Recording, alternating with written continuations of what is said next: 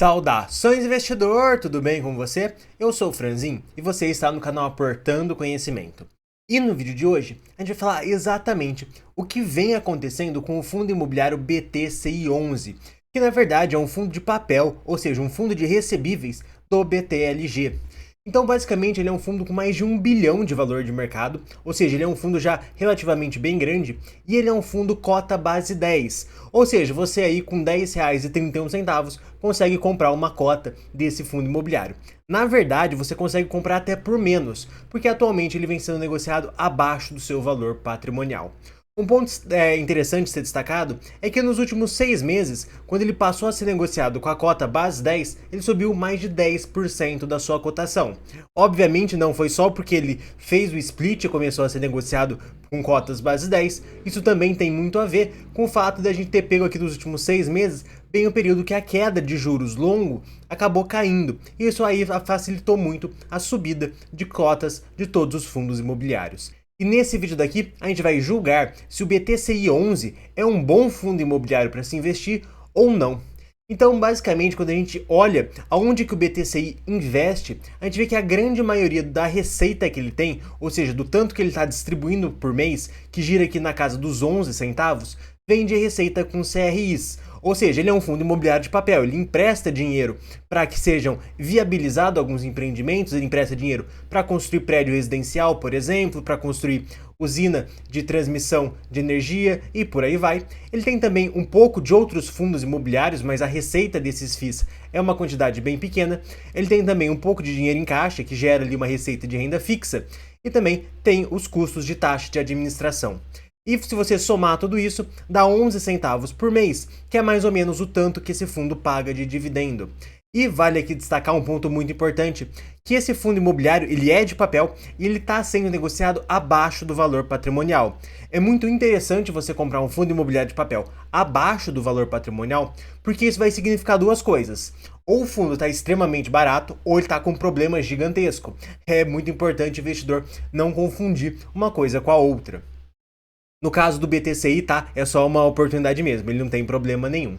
E um outro ponto muito interessante desse fundo é que quando a gente compara ele com o IFIX, que é a média de fundos imobiliários, com o CDI, que é o quanto você recebe na renda fixa, com o IPCA, ou seja, com a própria inflação, a gente vê que desde 2011 ele bate com muita força esses índices. Ou seja, ele é um bom fundo imobiliário porque ele bateu historicamente o IFIX. Obviamente, isso não é um aval para você sair comprando como se não houvesse o amanhã. Você primeiro tem que também avaliar os riscos desse fundo imobiliário e tentar descobrir se o futuro dele vai ser tão vitorioso quanto foi o passado. Mas muito provavelmente, na maioria dos fundos que a gente vê esse cenário em que o fundo foi muito superior ao IFIX, na maioria dos casos a gente pode chegar à conclusão de que isso também pode acontecer para o futuro, porque a gestão é a mesma, porque a estratégia é a mesma, dificilmente vai ter algum problema ali no meio que faça você mudar o rumo dessa trajetória.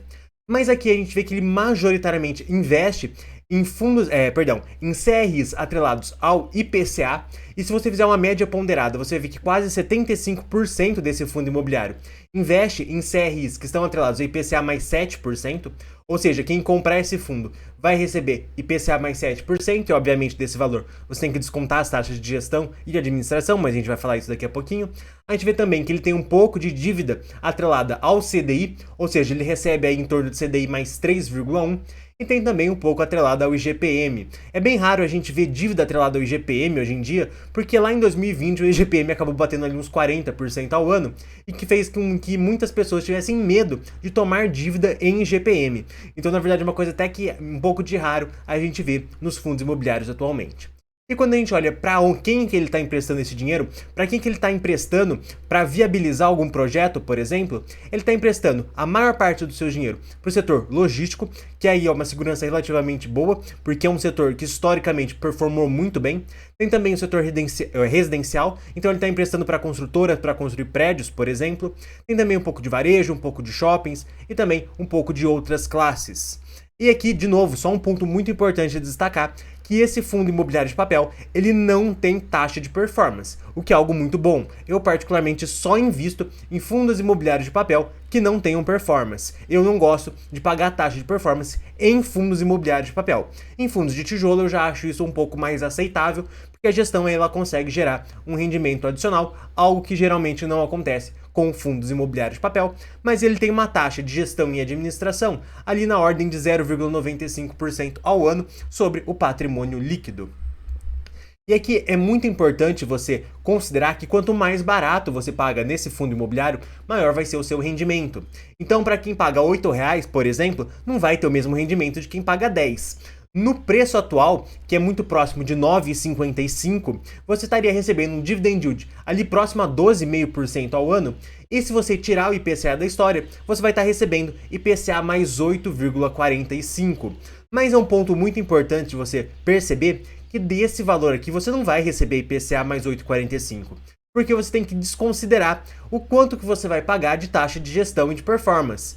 E, obviamente, a taxa de performance é zero aqui, então só a taxa de gestão, que é de 0,95. Então, para quem comprar esse fundo no momento atual, vai receber algo próximo de IPCA mais 7,5%, que é um rendimento muito interessante quando a gente avalia outros fundos imobiliários de papel. Obviamente, existem rendimentos até maiores do que esse em fundos imobiliários de tijolo, na minha opinião, e no momento atual, isso é muito fácil de perceber, mas para fundos imobiliários de papel, 7,5% é um bom rendimento e IPCA mais 7,5% é um ótimo rendimento para você manter para o longo prazo.